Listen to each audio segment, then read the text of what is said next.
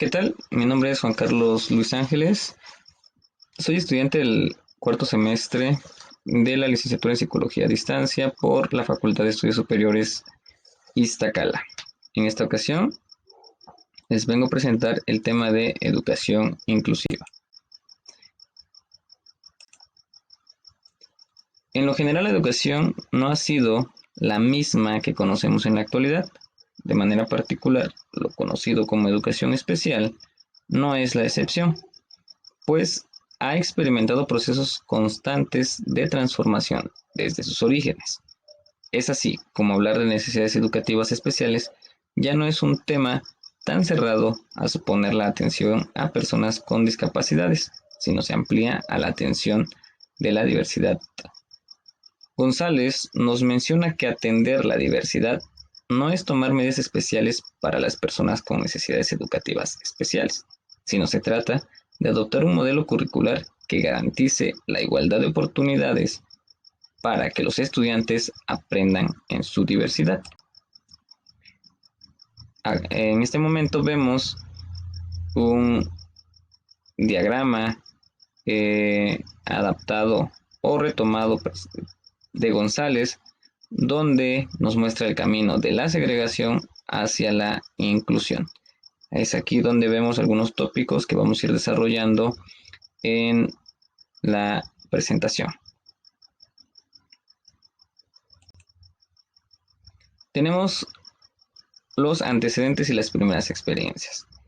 Los primeros o las primeras alusiones de la existencia de personas diferentes datan de las costumbres de la sociedad espartana, aproximadamente en el siglo VI y V a.C.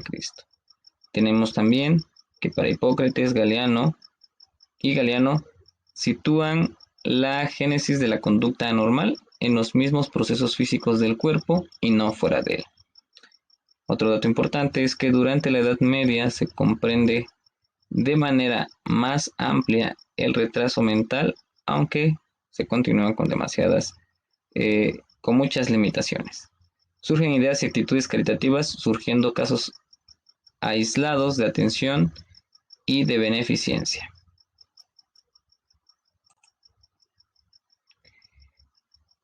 Del siglo XVIII, mediados del siglo XIX, surgen los primeros planteamientos y respuestas a problemas de educación manifestados por personas deficientes.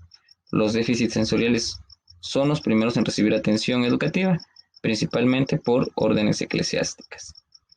El movimiento de la eugenesia surge como consecuencia de los estudios sobre genética, desarrollando ideas y creencias negativas, pues considera que los retrasados mentales son inferiores y peligrosos para la especie y la sociedad.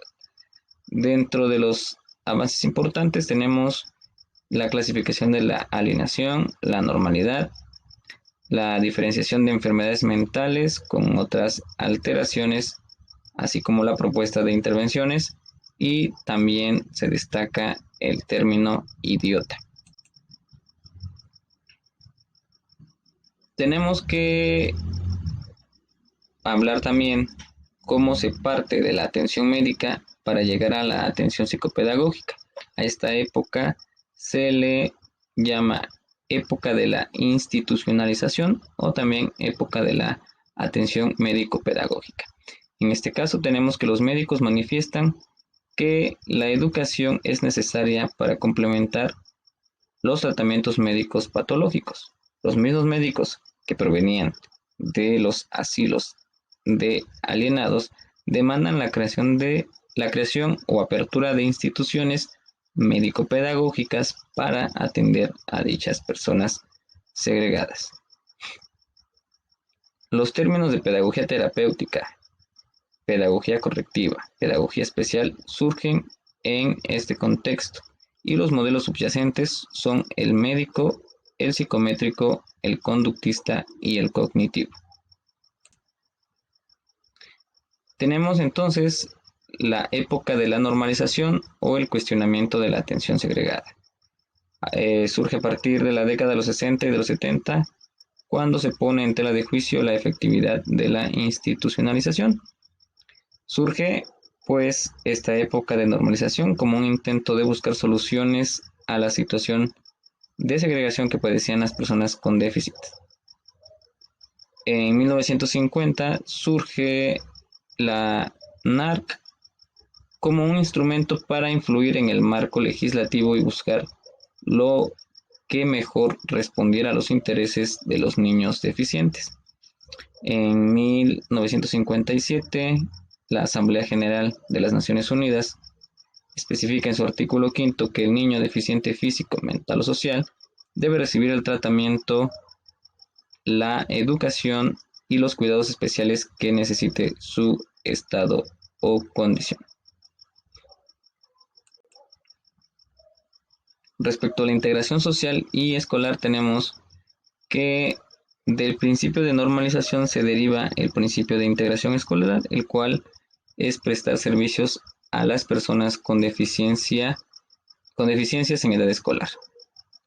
Tenemos también la integración, viene con la aparición de un nuevo modelo que es el constructivista holista y que pretende superar el reduccionismo de los modelos anteriores, como era el conductista que se habló en la diapositiva anterior.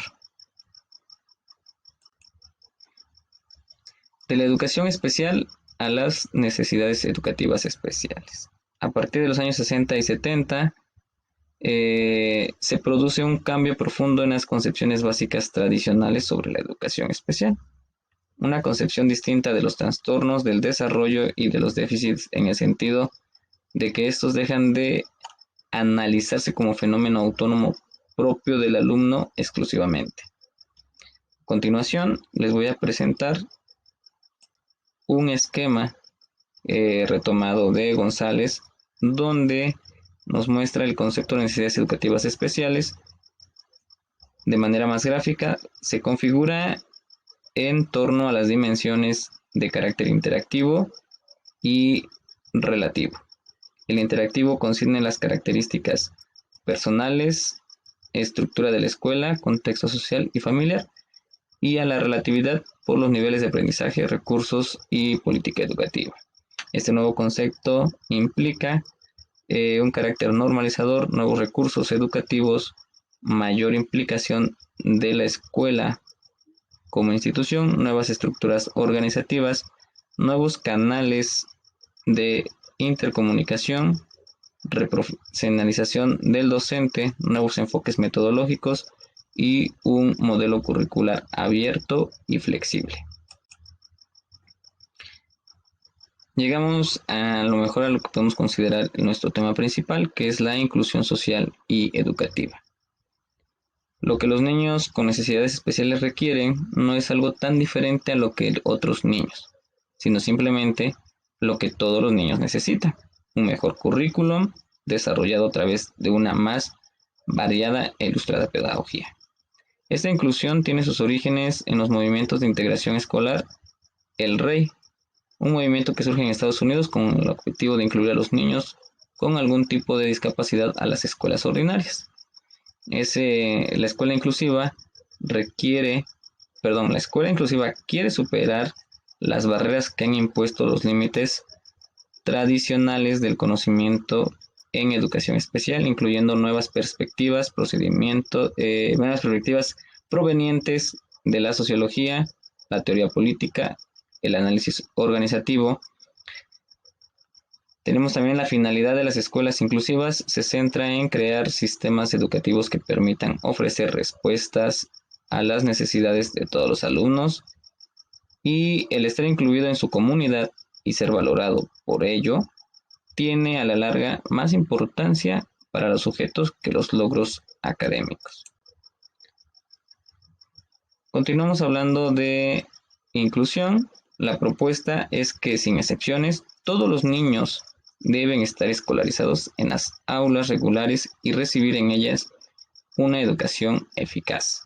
Por consiguiente, una escuela inclusiva tiene que intentar desarrollar nuevas propuestas didácticas para estimular y fomentar la participación de todos los alumnos.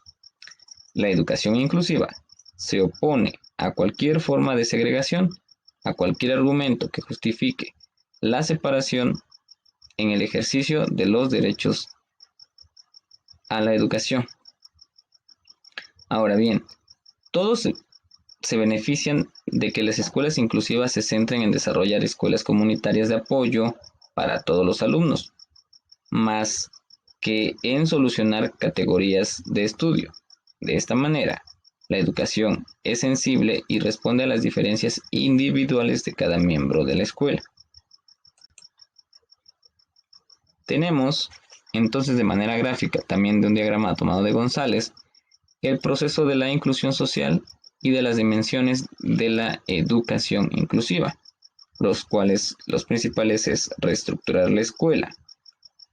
La inclusión es un proceso inacabado, quiere decir que es continuo. Tenemos que la aceptación de todos los alumnos nos lleva a la inclusión, un contexto de aprendizaje inclusivo, incrementar la participación. Todo esto son las dimensiones de la educación inclusiva. De manera de conclusión, tenemos que la educación especial ha evolucionado, quizá en el último siglo, a un paso más veloz. Y aunque falta mucho por hacer, concluimos que la inclusión es para todos los estudiantes, educadores y miembros de la comunidad, con o sin discapacidad, pues antepone la aceptación, valorando las diferencias y enfatiza la equidad sobre estas mismas. Les agradezco su atención y me despido de ustedes.